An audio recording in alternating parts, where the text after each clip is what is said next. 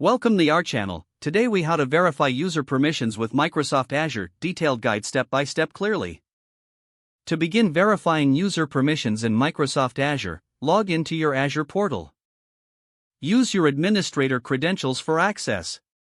Once you are logged in, navigate to the Azure Active Directory section from the left-hand menu. In the Active Directory pane, select Users to view the list of all users within your directory.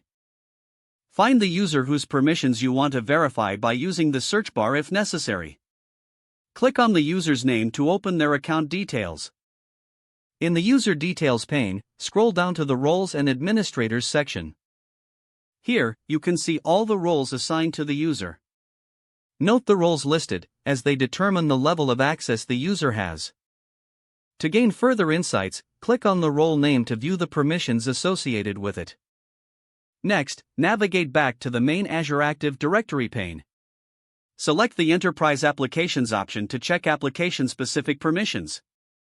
Locate the application in question and click on its name.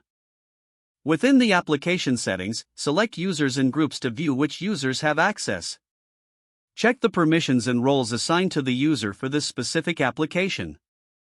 If required, evaluate the permissions further by reviewing the conditional access policies. Return to the main Azure Active Directory page. To verify global permissions, click on Azure Subscriptions under the Manage section. Select the specific subscription you want to inspect. In the subscription overview, choose Access Control, IM, from the left sidebar. Now, click on the Role Assignments tab to see all assigned roles. Locate the user in the list to view their role within the subscription context. If changes are needed, you can easily update roles from this section. Always ensure to follow your organization's policy for permission management. At this stage, you have successfully verified user permissions within Microsoft Azure. Remember to log any findings or changes made for future reference.